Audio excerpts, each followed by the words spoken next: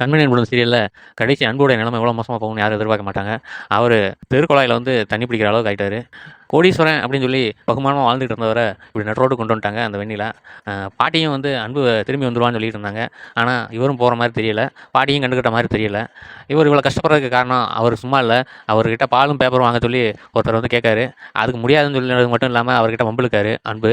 அதனால தான் வந்து அந்த கிச்சன்ல வேலை பார்க்குற அந்த ஷோரூம்ல வேலை பார்த்தார் இல்லையா? அவர் தான் இந்த வேலையெல்லாம் பார்த்து விட்றாரு. அன்புடைய வீட்டுக்கு போகிற பைப் லைனை கட் பண்ணி விட்டுறாரு. தண்ணி வரல. அவரும் என்ன பண்ணணும்னு தெரியாமல் முழிச்சிட்டு இருக்காரு. கடைசி தண்ணிக்கு தெருவா அலையிற நிலைமை ஆயிடுச்சு. அரைகுறையாக குளிச்சுட்டு வெளியில் வந்து நிற்கிறத பார்த்து கண்மணி வேற சிரிக்கிறாங்க. எதுக்கு சிரிக்கிறேன்னு கேட்டால், நான் ஏன் அவங்க வந்து ரஜினிகாந்த் டைலாக் மாதிரி விக்கல், தும்மல், இருமல், சிரிப்பு, கோபம், பயம் அதெல்லாம் வந்து தானாக வரும். அதை ஏன்னெல்லாம் கேட்க முடியாது அப்படின்னு சொல்லிட்டு அவங்க போயிடுறாங்க.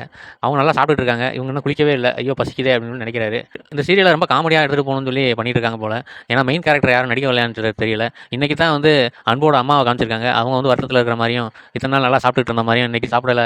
கார்த்தி வந்து ஏன் பவி அம்மா பெரியம்மாவை சாப்பிட வைக்கல அப்படின்னு அவங்ககிட்ட கேட்க, நான் ஏற்கனவே சொல்லிட்டேன் அவங்க சாப்பிட மாட்டேங்கிறாங்கன்னு அவங்க சொல்ல, ஆக மொத்தம் அவங்க அம்மா வருத்தத்தில் இருக்காங்கன்னு காமிச்சிருக்காங்க. ஆனால் அன்பும் கண்மணியும் ஒரே இடத்துல இருக்காங்கன்னு கூட அவங்களுக்கு இன்னும் தெரியல போல. இந்த கார்த்திலாம் வந்து அண்ணன் அண்ணன் சொல்லிட்டு இருந்தாரு. அன்பு என்ன தான் பண்ணுவாருன்னு பார்க்க கூட மாட்டாரா? அவர் மட்டும் சொகுசாக வாழ்ந்தா போதுமா? அந்த மாதிரி தான் இருக்கிறாங்க.